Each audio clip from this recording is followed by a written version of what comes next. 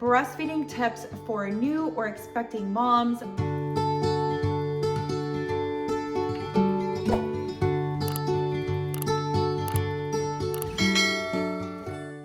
Hey guys, welcome back to our channel. In today's video, I'm going to cover a topic that I'm very passionate about and I've been super excited to record, which is breastfeeding tips for new or expecting moms. I hope you find this video helpful and it gives you some encouragement as you start in your journey as well. Before I begin, I do want to let you guys know that although I was successful in my breastfeeding pumping journey, not everyone is the same and every breastfeeding journey is different.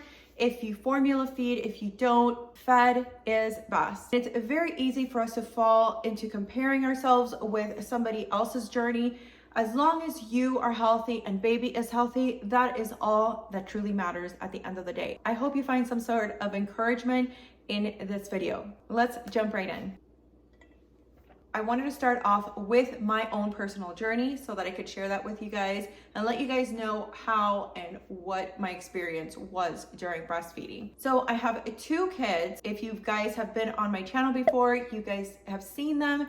They're Olivia and Austin, and he is turning 2, she is turning 4. My breastfeeding journey started with her, and I went into the hospital with the expectation I was just gonna latch her on and I was just gonna push right through it. The first thing I can tell you guys as a new mama is to not have expectations. I feel that you set yourself up for disappointment if that is not what happens. So I went into the hospital with my first one. I was a week over, so I was 41 weeks when I went with her. Both of my kids were C-sections. And once I had her, I did express to the hospital that I did want to exclusively breastfeed. They were very supportive about it. Once we got back into the room and she came back with us, I immediately tried to latch her on. Some people have a success right away. I can tell you that I had the hardest time. It was so difficult because for one, I had one of my breasts that the nipple would invert every time that I was trying to breastfeed her, and I had never had that happen. I had lactation consultants, I had a nipple shield, and I could not get her to latch onto that breast at all. She would just mouth open, scream and scream and scream.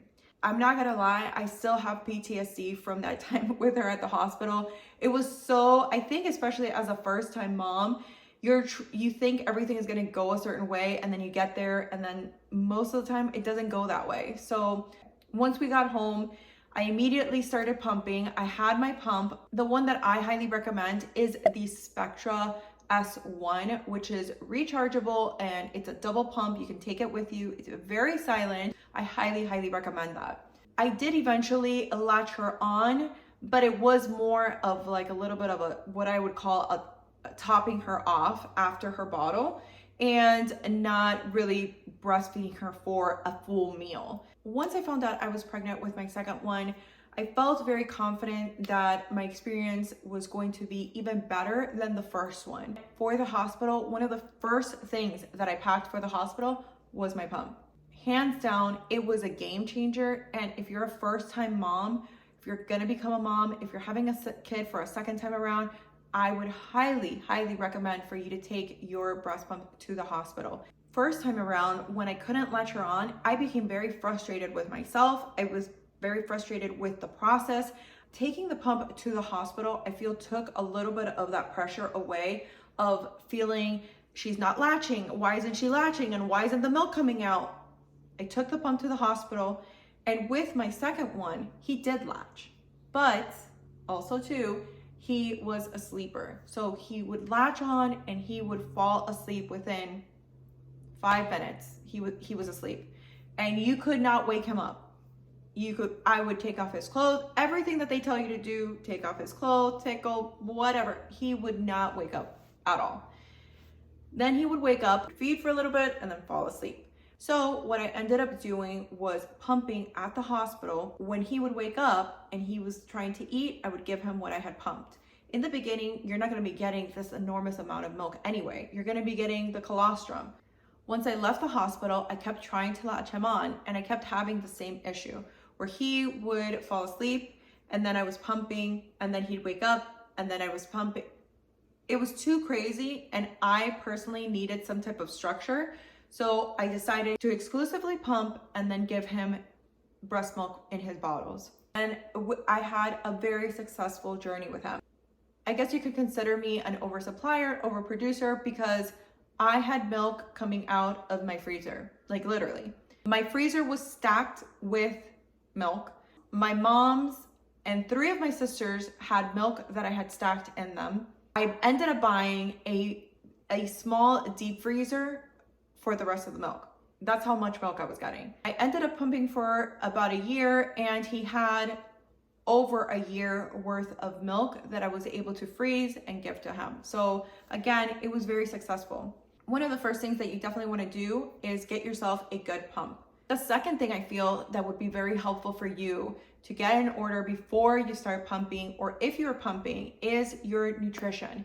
Nutrition, hydration are so key, I feel, to being able to have a good, not only nutritious milk for your baby, but also a good supply. Hydrate, hydrate, hydrate. I was constantly drinking water. I would keep a coconut water also with me overnight. Nutrition is probably one of the biggest factors that I feel like I had such a good outcome with my breast milk. Any mom will tell you one of the hardest things to do is to feed yourself. I don't even know how we do it, but sometimes finding time to feed yourself is not as easy as it seems. I would highly recommend for you to maybe try to freeze a few meals before if you don't have anybody bringing you meals. One of the things that I absolutely loved and I did with my second pregnancy was overnight oats. I used to use whole oats, Greek yogurt, whole milk. You want to get all the fat from the milk, chia seed, blueberries. I would get all of that together, super quick, super easy to do, line a few days up, leave them in the refrigerator, and in the morning you can just grab and eat as you go, because it's going to take you a few hours to eat it. If you're a mom, you know.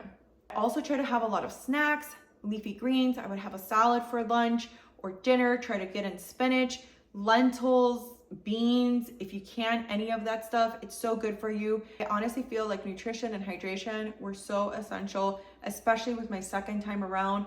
I really focused on it, and I made sure that I prioritized my eating and drinking water every single day. It's hard, but you got this, mama.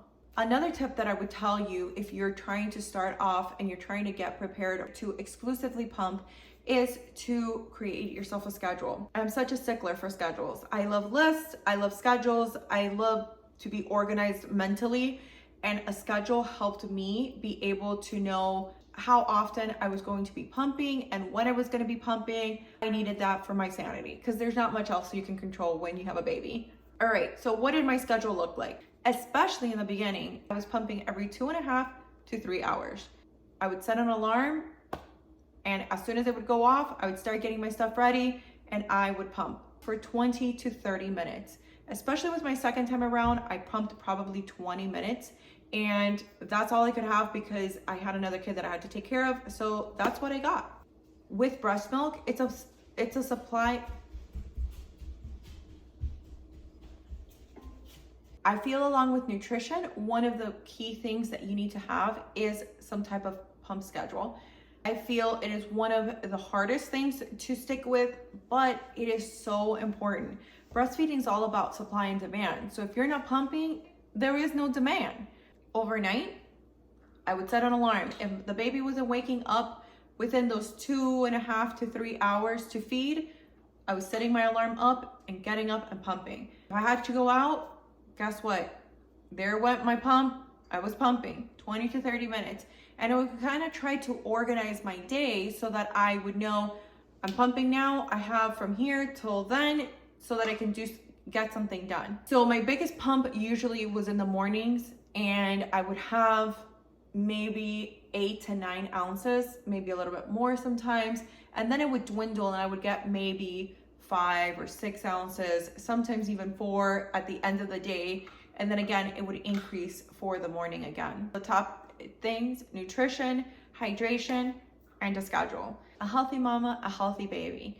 Take care of yourself so you can take care of your little one as well. Find yourself friends who, when you're in the trenches, will reach out to you and be like, hey mama, keep going. And those are my tips for you guys. Water. I hope that you guys found this video helpful. If you guys did, let me know in the comments, leave a like on this video, share it with your friends. If you guys haven't subscribed to the channel, consider subscribing. I post videos on our family adventures, our life in the country, and DIYs whenever I get inspired. Yes. I hope that you guys enjoyed this video. Bye. I hope that you guys enjoyed this video, and we'll see you guys in our next one.